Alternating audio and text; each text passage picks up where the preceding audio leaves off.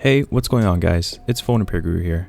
Today we're going to be replacing this Samsung Galaxy S20 Plus screen. It's very bashed up and there's a lot of damage on the front screen. The display doesn't work and neither does the touch. I did cause a bit of those problems, but it was damaged anyway. Let's get into it.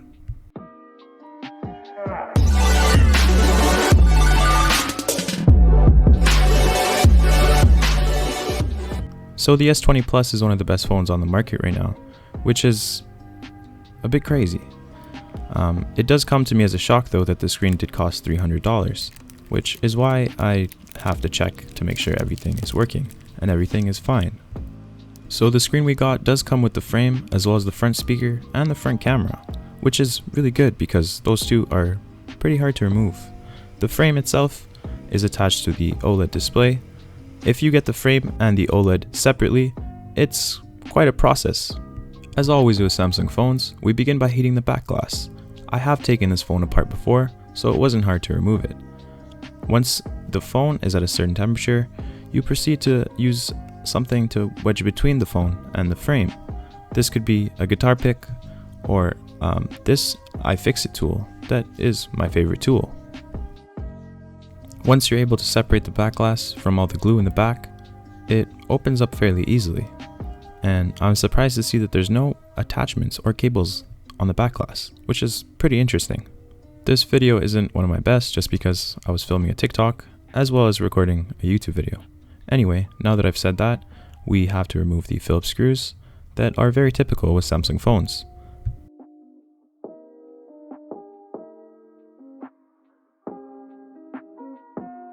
We now have all the screws removed, which means we can remove the frame.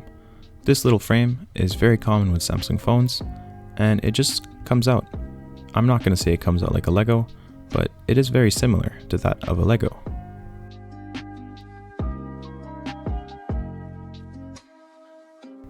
And as you can see right now, that is very similar to how a Lego pops out. Anyway, let's call it a Roblox, if that's a thing. Or a Roblox block, which makes more sense. Now we have to remove all the connections to the logic board. There's 3 flex cables running across the battery that connect to the logic board. One attached to the charging port, the other is the display cable, and the other is also attached to the charging port. We now have removed all the cables except the display cable, and we can begin unscrewing the charging port. There's only 3 Phillips screws holding the charging port in place, and then begin prying up on the charging port. Removing the charging port was a lot more challenging than I originally thought. It took a lot of prying and a lot of wiggling. One thing I've learned about this job is that if something doesn't want to exit, you don't force it to, just because you'll probably break it. Now, we finally got the charging port removed. This was quite a relief because it did take quite a while. Now we're going to remove the second part of the frame that's keeping the motherboard in place. I did forget one screw, but now that we have that out, we can just pop it off. We have to remove our battery, and because Samsung doesn't use pull tabs like Apple, which I'm actually happy about, we have to pry it open. The glue is not too strong and it comes off.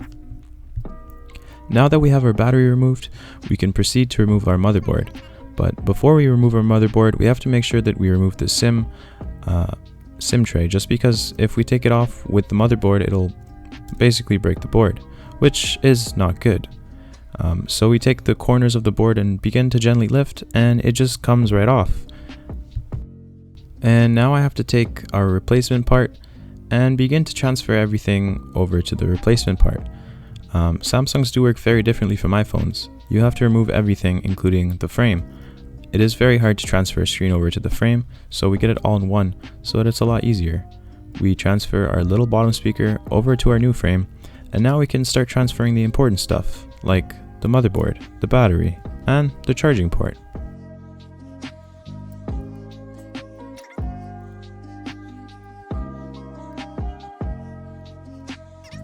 Before we continue with the repair, however, we have to test the screen. Using Samsung's secret service menu, we're going to see if things like the touch and different colors work well on this display. If there's any issues, we can always return it. After some vigorous testing, everything works well. So now we have to continue the repair and fully transfer everything over. When we tested the screen, we didn't have a lot of the certain components transferred over, just because we're not testing for that. We were testing for the touch and also the quality of the display. At this point I had to remove the motherboard, just because I noticed that the vibration motor was not transferred over. I haven't seen a vibration motor in the corner of a phone before, but that's the way it was on this phone. So we just transferred that over there, and it fit in really easily, and then we lock it in using 2 Phillips screws. There was actually 2 vibration motors on either side of the phone, right about where you put your hands to hold the phone. That makes for a better user experience, and you can't really say that you didn't feel the vibration because it's right on your fingers.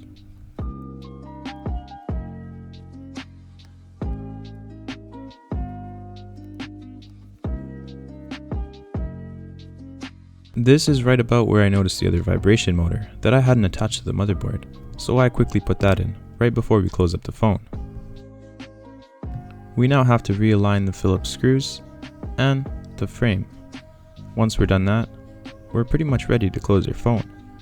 There is a lot of screws, however, so it does take quite a bit of time, but they're all more or less the same sizes, so there's not a lot of confusion that goes on.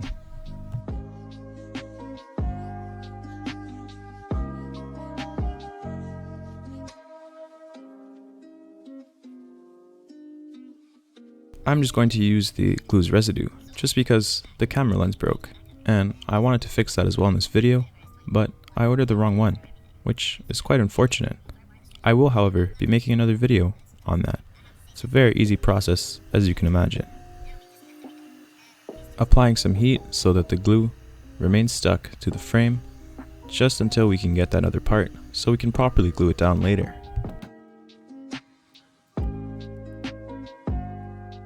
And we are done. That is our Samsung S20 Plus restored. If you guys enjoyed this video, please leave a like and subscribe, and have a good day.